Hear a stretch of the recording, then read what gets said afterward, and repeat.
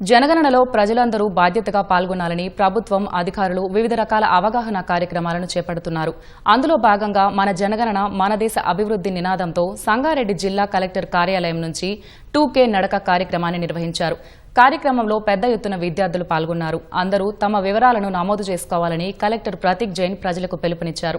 సంక్షేమ పథకాలు అందాలన్నా, దేశం అభివృద్ధి పదంలో నడవాలన్నా జనగణన తప్పనిసరి అని చెబుతున్న సంగారెడ్డి జిల్లా కలెక్టర్ ప్రతీక్ జైన్తో మా ప్రతినిధి ప్రశాంత్ ముఖాముఖి. దేశ అభివృద్ధి జరగాలంటే ప్రజలకు సంక్షేమ పథకాలు సక్రమంగా అందాలంటే మనకి జనగణన ఎంతో ముఖ్యమైనది మనకు తెలుస్తూ ఉంది.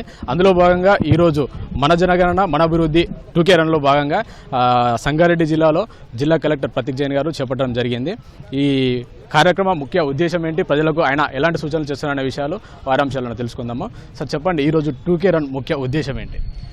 అంటే వారికి ఒక అవగాహన కల్పడం. బికాజ్ ఈ రోజు నుంచి మన సిబ్బందులు ఏవైతే ఉంటారో వారు ప్రతి ఇంటికి పోయి ఆ డీటెయిల్స్ సహజం చేస్తారు. కాబట్టి దట్స్ వై ఆ అవగాహన కల్పడం కోసం ఇది వాక్ చేయడం జరిగింది. అలాగా వాక్ మనం ప్రతి వార్డులో ప్రతి జీపీలో కూడా చేపడతాము. 15 సంవత్సరాల తర్వాత మనము చేస్తున్నాము. జనాభా ప్రజలు కూడా కొద్దిగా అది కావచ్చు, ఇది ఏం చేస్తున్నాము, దేనికోసం అడుగుతున్నాము, మనము ఏమా ఇస్తామా లేదా, ఆ డౌట్స్ కావచ్చు, అవి అపోహాలు కావచ్చు, అవి అన్ని మనము అడ్రస్ చేయడానికి ఇలాగా వాక్ చేయడం జరిగింది. 2K రన్తో మీరు ప్రజలకు ఎలాంటి సూచనలు చేస్తారు? అంటే గ్రౌండ్ లెవెల్లో ఎన్యూమరేటర్లు జనాభా వివరాలు సేకరిస్తూ ఉన్నారు, ప్రజల వివరాలు, వారికి ఎలా సహకరించమని చెప్తా ఉన్నారు. ఆల్మోస్ట్ 30 రోజులు ఉన్నాయి మనకి. ఈరోజు 12th మే 11 జూన్ వరకు ఈ ఆపరేషన్స్ నడుస్తాయి. ఈ 30 రోజుల్లో మన వారు ప్రతి ఇంటికి వచ్చి అది డేటా తీసుకుంటారు. సో ఎండ కూడా చాలా ఎక్కువనే ఉంది మన దగ్గర ఈసారి అయితే.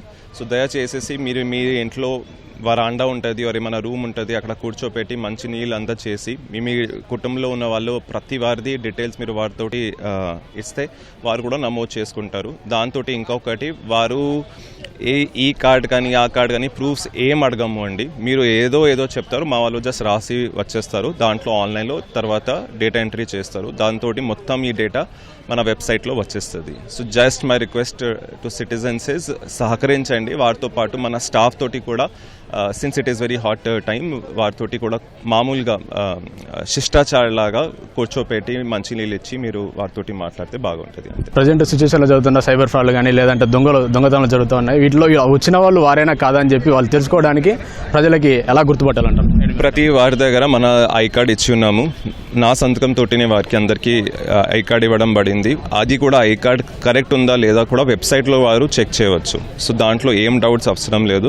సో దయచేసి మీరు కూడా తప్పులుగా వారితోటి మీ డేటా షేర్ చేయకండి. ఐ కార్డ్ ఖచ్చితంగా వారు చూపించాలి. మీరు అడగవచ్చు, మీ హక్ అది, ఐ కార్డ్ చూపించమని. మన వాళ్ళు కూడా ఐ కార్డ్ మీకు చూపించి ఆ తర్వాత మీరు వారితోటి డేటా షేర్ చేయవచ్చు.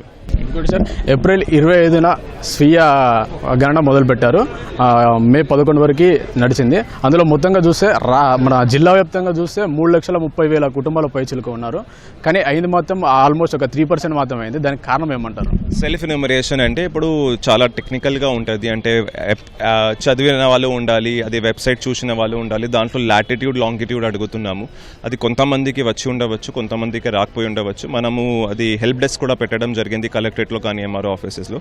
బట్ అది చాలా టెక్నికల్ ప్రొసీజర్. దాంతో ఈ వర్క్కి కూడా ఏం సంబంధం లేదు. అది ఎలాగో టెక్నికల్ యుగంలో ఉన్నాము కాబట్టి ఒక ప్రావధానం ఉపలబ్ధం చేయడం పడింది.